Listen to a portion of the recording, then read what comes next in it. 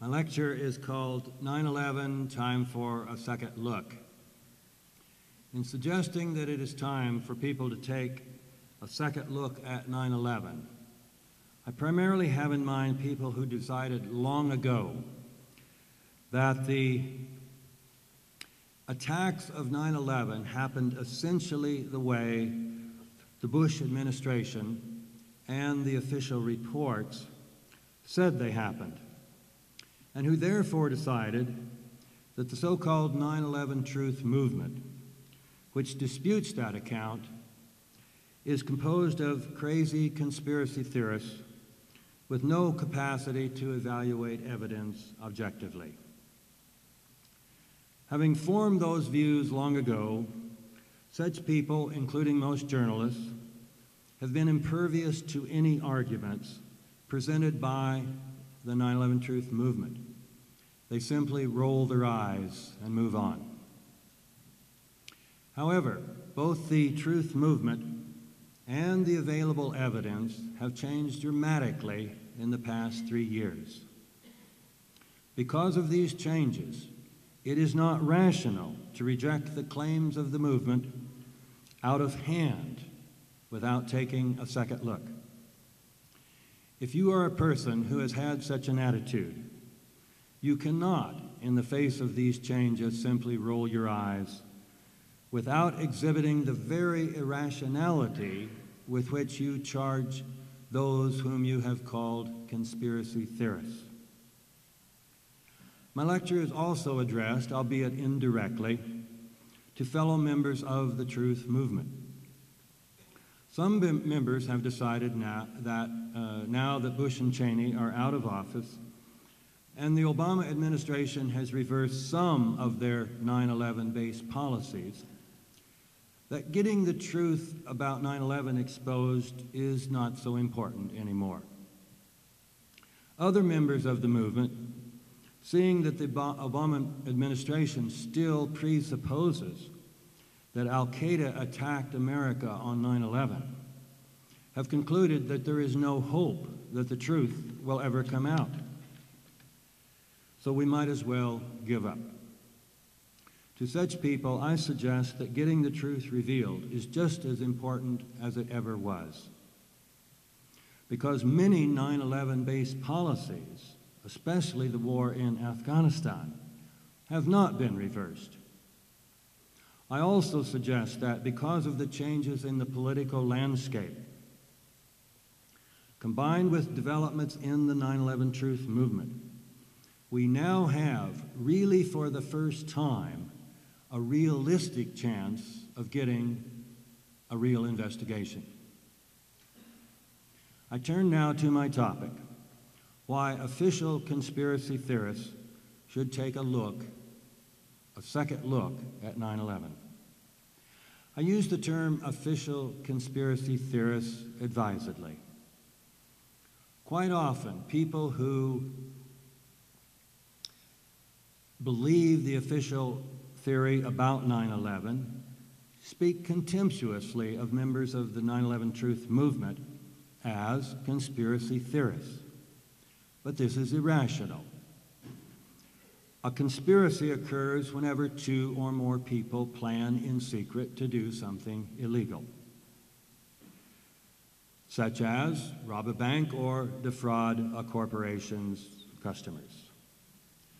To hold a conspiracy theory about some event is simply to believe that it came about because of some conspiracy.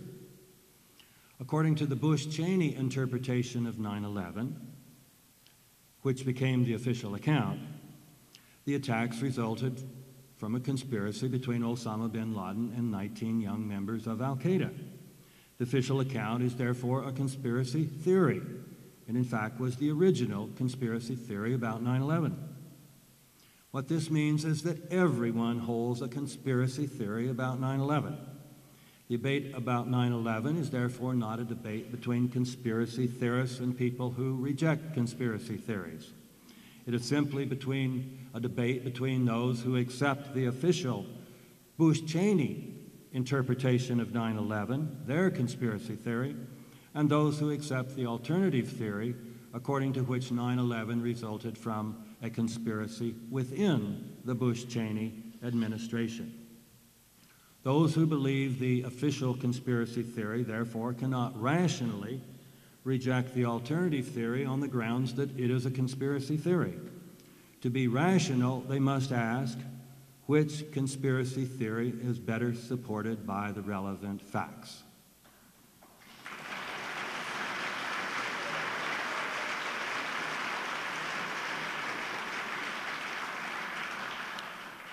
We always appreciate applause or laughter because it gives the speaker a chance to get a drink. So.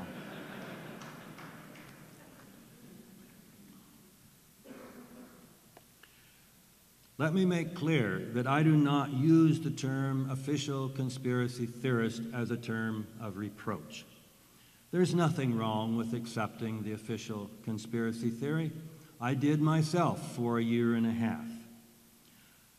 It is only a problem if you are a true believer, meaning that you are so certain that the Bush-Cheney interpretation is correct that you refuse to look at any evidence that might suggest otherwise. One reason why it is irrational to keep believing the Bush-Cheney interpretation of 9/11 without being willing to look at possibly contradictory evidence is that there now exists grounds for being skeptical of this theory that did not exist at the time that it became imprinted on most minds.